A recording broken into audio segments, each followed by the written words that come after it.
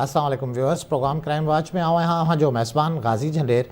अॼु के crime watch की शुरुआत असां कंदासीं कराची शहर में बदमनी हिकु भेरो ॿीहर कर रखणे पई। गुज़िरियल ॾिहाड़े कराची शहर के सदर वारे इलाइक़े जे बोहरी बाज़ार में एक वाक़ियो पेश आयो है, जो ॾींहुं ॾिठे जो दहशतगर्दी जहिड़ो वाक़ियो है। हथियारबंदनि की फायरिंग में 2 ॼणा मारिजी विया आहिनि। ही ॾींहं जी रोशनीअ में ही वाक़ियो पेश आयो है सदर जहिड़े मसरूफ़ इलाइक़े में, जिते हथियारबंदनि जे तरफ़ां अॻूणे SHO चाकेवाड़ा थाणे जे अॻूणे SHO चांद खान न्याज़ीअ खे टारगेट कयो वियो आहे। उन सां गॾु बलूचिस्तान सां ताल्लुक़ रखंदड़ तालीम खाते जो मुलाज़िम अब्दुर्रहमान बि मारिजी वियो आहे। ॿिन्ही ॼणनि खे टारगेट करे मारियो वियो आहे। पुलिस जो मौक़िफ़ आहे त जेको पुलिस ऑफिसर चांद खान न्याज़ी मारिजी वियो आहे, इहो दरअसल लियारी गैंग वार जे मुख्य किरदार अरशद पप्पू जे केस में बतौर जवाबदार इन्वॉल्व हुयो ऐं हू गुज़िरियल ॾिहाड़े बि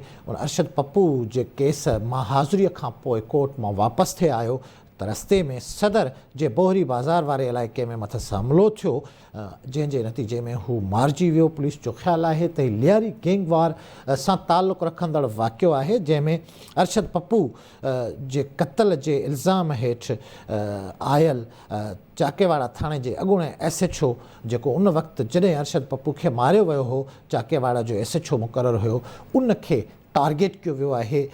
ही इंतहाई ॾुखोईंदड़ ख़बर आहे पुलिस डिपार्टमेंट लाइ, ख़ासि तौर ते आम तौर ते समूरी सोसाइटीअ लाइ, त चाकेवाड़ा थाणे जे अॻूणे SHO चांद खान न्याज़ी खे संदसि साथी समेत सदर जे इलाइक़े में टारगेट करे मारियो वियो आहे। CCTV फुटेजिस वाक़े जा मंज़र अहम ते आहिनि। असां पंहिंजी स्क्रीन ते तव्हांखे ॾेखारियूं पिया त कीअं ॾोहारी जवाबदार कातिल दीदा दिलेरी सां इन ते फायरिंग करनि पिया। 9mm पिस्टल जी फायरिंग थी आहे। ही जेका सूरत हाल आहे व्यूअर्स, कराची में टारगेटेड ऑपरेशन खां पोइ हिन क़िस्म जे वाक़ियनि में काफ़ी हद ताईं कमी अची वई हुई, पर हिन हवाले सां जेको गुज़िरियल ॾिहाड़े सदर जे इलाइक़े में वाक़ियो पेश आयो आहे, पुलिस जा सीनियर ऑफिसर स्पेशली DIG ॾखिण पाण इहो तस्लीम करे पियो त ही लॻे ईअं पियो त लियारी गैंग वार सां ताल्लुक़ रखंदड़ मामिलो आहे ऐं लियारी गैंग वार जे माण्हुनि उन इंस्पेक्टर खे क़त्ल कयो आहे जंहिं ते गैंगस्टर अरशद पप्पू जे क़त्ल जो इल्ज़ाम हुयो ऐं हू उन ई क़त्ल केस में हाज़िरी कोर्ट में अदा करण खां पोइ वापसि थिए वरियो। नाले सां मूंसां टेलीफोन लाइन ते मौजूदु आहे आवाज़ न्यूज़ कराची जो क्राइम रिपोर्टर आमिर सप्रियो। आमिर सां ॻाल्हि कंदासीं त आमिर, जेको गुज़िरियल ॾिहाड़े वाक़ियो पेश आयो, इन में छा अपडेट आहे? पुलिस का इन्वेस्टिगेशन खे अॻिते वधाए सघी आहे? गाज़ी साहब ॾिसो, ही सदर जो इलाइक़ो आहे, प्रेडी थाणे जे गगनफर रोड बोरी बाज़ार जे भरिसां। ही जेको चांद खान न्याज़ी ऐं अब्दुर्रहमान हुयो, उहे वापसि अचनि पिया त उन्हनि जो 2 मोटरसाइकिल सवारनि पीछो करे मुसलसल पीछो कंदे जेको आहे टारगेट कयो, जंहिंमें चांद खान न्याज़ी त उन ई टाइम उते किरी पियो, मगर जेको अब्दुर्रहमान उनमें क्लियर नज़र अचे थो 2 टारगेट किलर आहिनि, जेकी बिल्कुलु उनजे पोयां वञी करे भॼंदे भॼंदे गोलियूं हलनि था ऐं काफ़ी फ़ासिले खां पोइ वञी जेको अब्दुर्रहमान आहे उहो किरियो आहे।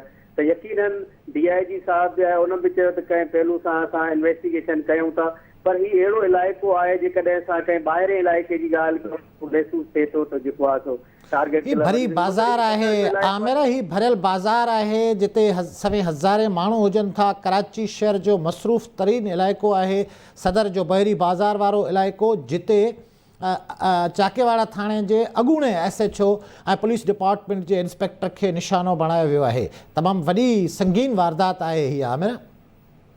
गाज़ी साहब, मां तव्हांखे ॿुधाईंदो हलां त ही जेको चांद खान न्याज़ी अरशद पप्पू केस जी जेको आहे सो नामज़द जवाबदार हुयो ऐं 31 दिसंबर ते अरशद पप्पू जे केस में फरियादी अॻूणो इंस्पेक्टर जावेद बलोच हुयो, उनखे बि टारगेट किलिंग करे मारियो वियो। त कराची में जेकी स्ट्रीट क्राइम ऐं जेकी क्राइम आहे उहो तमामु वधी वियो आहे। ऐं मां ॿी ॻाल्हि तव्हांखे ॿुधाईंदो हलां त कुझु देरि ई पहिरियां ठीटलबी एरिया जे जेको आहे सो छाराए पाकिस्तान ते मोहम्मद रमज़ान नामी शख़्स हुयो, जेको कसूर खां आयल हो, उन खां ॾींहं ॾिठे जो जाली पुलिस जे वर्दे में 1 करोड़ 15 लख रुपया केस जेको आहे सो हुन खां डकैती थी वई आहे। ऐं उहो ॿुधाए थो त हुनजी जेकी पुलिस जी ड्रेस में उहे आयल हुया ऐं उहे यकीनन हू पंहिंजा जेके नोटनि जो कारोबार कंदो हो, जेको कड़क नोट वठी करे पंजाब में खपाईंदो हुयो, त उनखे पुलिस जे ड्रेसनि में अची करे अगवा करे उनखे चयो वियो त तुंहिंजे मथां FIR आहे, पुलिस वारा तोखे थाणे ते था वठी हलूं। त यकीनन हेॾियूं जेके वॾियूं कारवायूं हलनि थियूं, हिकु तरफ़ क्राइम टारगेट कयो थो वञे पुलिस वारनि खे, ॿिए तरफ़ क्राइम में इंतिहाई वधीक इज़ाफ़ो थियो आहे। अवां पाण ॾिठो त जेको कुझु ॾींहं पहिरियां वज़ीर आला पाण ऐलान कयो त मूंखे ख़बर आहे त पुलिस जो जेको बि जंहिं बि इलाइक़े में जंहिं बि एरिया में ॾोह थींदो उनखे SHO खे हटाए वेंदो, मगर उन ते लॻे थो त पुलिस उहो अमल न आहे कयो।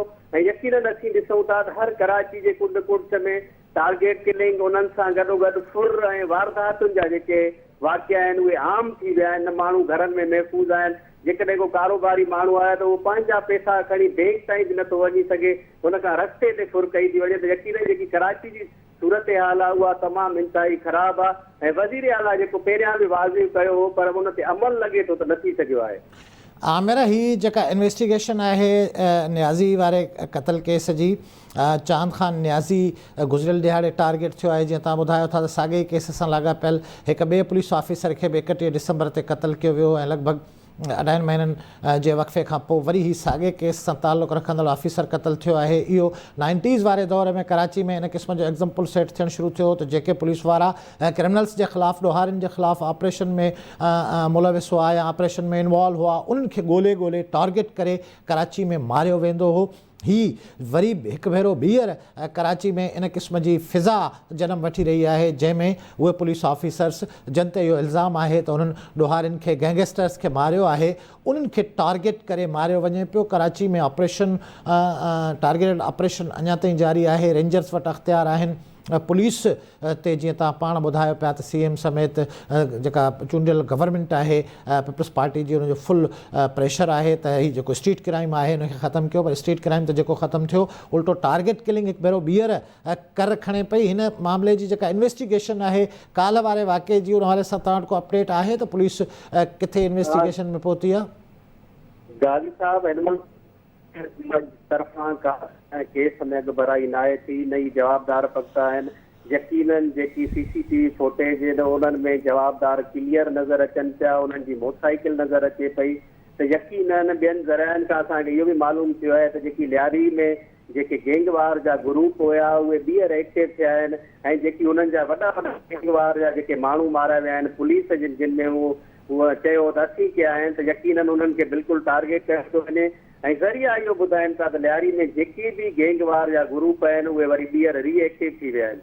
पुलिस पारां हिन केस में जेको आहे सो हिनमहिल ताईं का बि अॻुभराई न आहे थी सघी, न ई जेके कातिल आहिनि उहे गिरफ़्तार थी चुका आहिनि। वॾी महिरबानी जी आमिर, अपडेट कयो व्यूअर्स। आमिर ॿुधाए पियो त लियारी में जेके क्रिमिनल गैंग हुआ, गैंगस्टर्स हुआ, उहे हिकु भेरो ॿीहर मुतहरिक थी रहिया आहिनि ऐं उन्हनि जे मुतहरिक हुजण जी शाहिदी ख़ुदि पुलिस पाण ॾेई रही आहे। DIG ॾखिण काल्ह हिन वाक़े खां पोइ हिन ॻाल्हि जी तस्दीक कई आहे त हीउ जेको वाक़ियो आहे, जेको हीउ टारगेट किलिंग जी वारदात आहे, उन में लियारी गैंगवार मुलविस आहे। लियारी गैंगवार में मुख़्तलिफ़ गैंग्स आहिनि, उन गैंगस्टर्स जा लीडर आहिनि। अरशद पप्पू जे क़त्ल जे इल्ज़ाम में आयल ही पुलिस डिपार्टमेंट जो इंस्पेक्टर हुयो चांद खान न्याज़ी, जंहिंखे गुज़िरियल ॾिहाड़े टारगेट कयो वियो आहे। उन सां गॾु मोटरसाइकिल ते सुवार बलूचिस्तान सां ताल्लुक़ रखंदड़ तालीम खाते जे मुलाज़िम अब्दुर्रहमान खे बि मारियो वियो आहे। काल्ह वारो जेको वाक़ियो आहे उहो यकीनन अलार्मिंग आहे इन सेंस में त कराची शहर इन खां पहिरियां स्ट्रीट क्राइम जे बाहि में सड़े पियो। बाहि जा बबड़ आहिनि, शोला आहिनि, जेके स्ट्रीट क्रिमिनल्स जी सूरत में कराची जे माण्हुनि ते अज़ाब वांगुरु कड़कियल आहिनि। पर हींअर टारगेट किलिंग जहिड़ो संगीन ॾोह ॿीहर जनम वठे पियो। खोड़ सारा वेझे माज़ी में अहिड़ा वाक़िया आहिनि जिन खे टारगेट किलिंग सां गॾे सघिजे थो। ऐं हीअ कॉल त बाज़ाब्ता पुलिस जे ऑफिसर खे टारगेट बणायो वियो आहे, उहो बि ॾींहं ॾिठे जो ऐं कराची शहर जे अहम तरीन मसरूफ़ इलाइक़े सदर जे बोरी बाज़ार वारे इलाइक़े में। यकीनन हिन ते इन्वेस्टिगेटर्स कमु कंदा हूंदा, पर असांजो रिपोर्टर ॿुधाए पियो त हींअर ताईं का वाज़े अॻु भराई 24 कलाकनि जो अरसो गुज़िरे पियो। हिन वाक़े खे पुलिस ज़ाहिर न करे सघी आहे। व्यूअर्स, वक़्तु थिए पियो ब्रेक जो। ब्रेक खां पोइ पाण प्रोग्राम जो सिलसिलो जारी रखंदासीं।